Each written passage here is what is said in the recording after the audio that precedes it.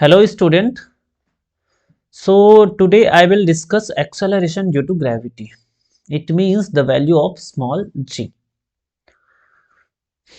So you already know the value of capital G, that is universal gravitational constant, and the value of capital G, is 6.67 into 10 to the power minus 11, and unit is Newton meter square per kg square. These things already I have discussed. Okay, so today I will discuss small g. It means acceleration due to gravity, and you all know about small g. The value is 9.8 meter per second square. So this is the value of small g and this is the value of capital G. Okay, so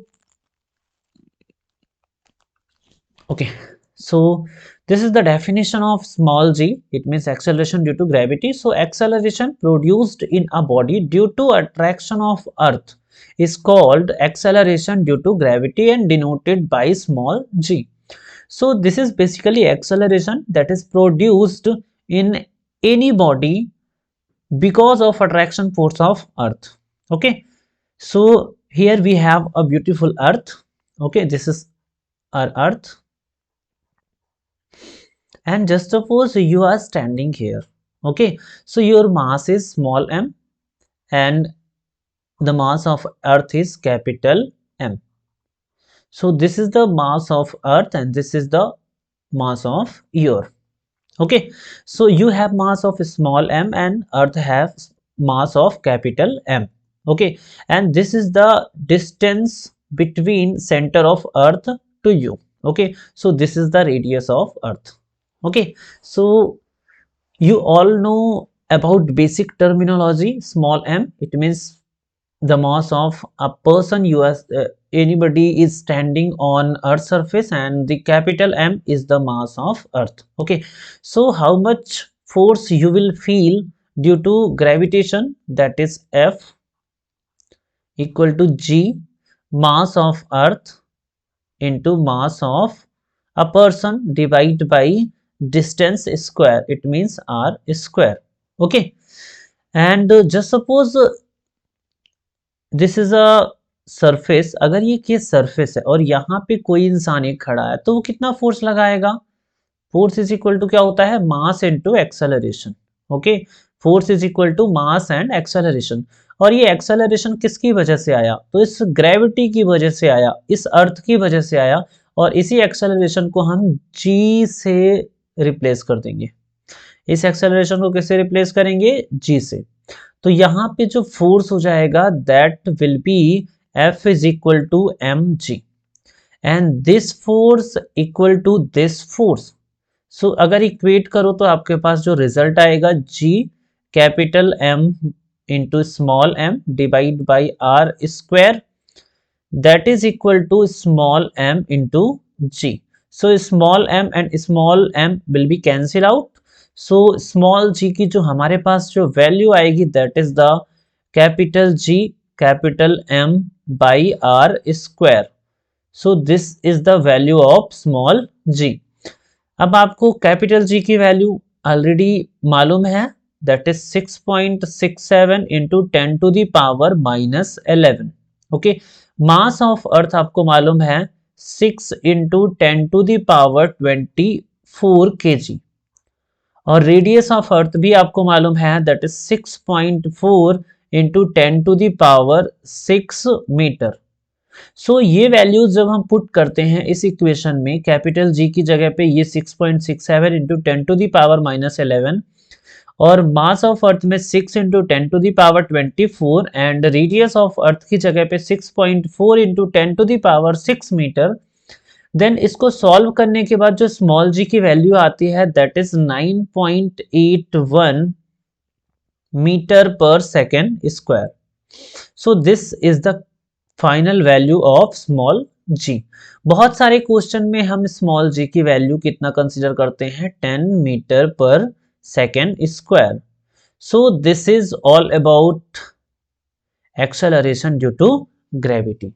सो इसको कैसे हमने derive किया, पहले तो हमने किसी एक person को कंसीडर किया जिसकी मास है स्मॉल m और अर्थ का मास है कैपिटल M। उसके बाद हमने यूनिवर्सल ग्रेविटेशनल लॉ लगा दिया, तो जिससे हमें फोर्स मिल गया Gmm/r²। उसके बाद अगर ये इंसान अर्थ सरफेस पे अगर खड़ा हुआ है तो कितना फोर्स लगाएगा, F=ma, और a को हमने रिप्लेस किया g से, तो यहाँ से f की वैल्यू कितनी आ गई mg, और ये f इस f के बराबर होगा, यानी कि दोनों फोर्स आपस में क्या होंगे, इक्वल एंड अपोजिट होंगे। सो f, इन दोनों f को हम इक्वेट करेंगे तो हमारा स्मॉल g आ जाएगा Gm/r², और यहाँ पे हम वैल्यूज को पुट करेंगे तो स्मॉल g की जो वैल्यू आएगी that is 9.81 metre per second square. So you have to remember these things. Okay, इसको एक बार इरेज करते हैं और उसके बाद कुछ बेसिक चीज़ों को भी समझते हैं। हम रिजल्ट लिख देते हैं आपको, small g is equal to Gm/r²। यहाँ पे g है जो यूनिवर्सल ग्रेविटेशनल कांस्टेंट, m जो है मास of earth, and r is the radius of अर्थ। ये आपको याद रखना है, ये रिजल्ट काफी इंपॉर्टेंट है।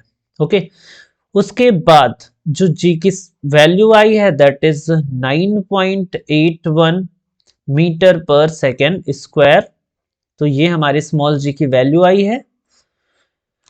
So here some result that is very important. So the value of small g is minimum at equator and maximum at pole. जो small g की वैल्यू होती है वो किस में मिनिमम होगी, तो इक्वेटर्स में मिनिमम होगी और पोल्स में क्या होगी, मैक्सिमम होगी। क्यों होगी, क्योंकि पोल्स में जो रेडियस होती है वो थोड़ी सी कम होती है। अर्थ जो है हमारी स्फेरिकल नहीं है, एलिप्टिकल है, तो पोल्स में जो हमारी रेडियस होती है वो क्या होती है, कम होती है, तो रेडियस कम होगी तो g की वैल्यू ज़्यादा आएगी। और जो इक्वेटर्स होते हैं, इक्वेटर्स में हमारी रेडियस थोड़ी सी ज़्यादा होती है, तो उसमें स्मॉल g की वैल्यू क्या होती है, कम आती है। ये 21 किलोमीटर के आसपास का गैप होता है। इस रेडियस, इन दोनों रेडियस में 21 किलोमीटर का गैप होता है। The value of g does not depends upon the mass of body falling toward the earth.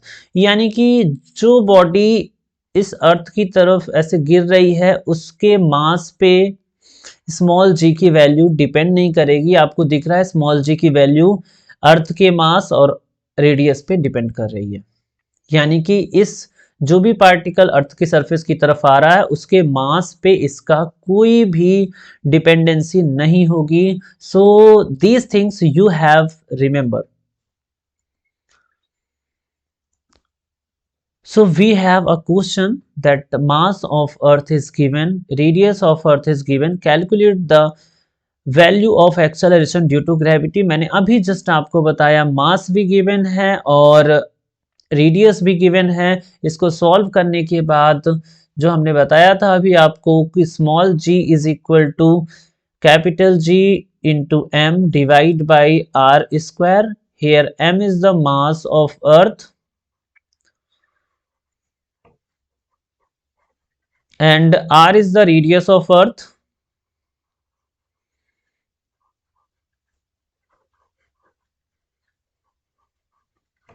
and capital G is universal gravitational constant, and small g is the acceleration due to gravity, acceleration due to gravity। सो यहाँ पे capital G की जो value है that is 6.67 into 10 to the power minus 11। Radius of earth is given 6.4 into 10 to the power 6। Mass of earth is 6 into 10 to the power 24। So you get small g is equal to 9.81 meter per second square after solving, after putting the value and solving the equation you will get small g as 9.81 meter per second square। So I hope कि आपको ये acceleration due to gravity समझ में आया होगा, concept की understanding हुई होगी। So thank you very much and wish you all the best.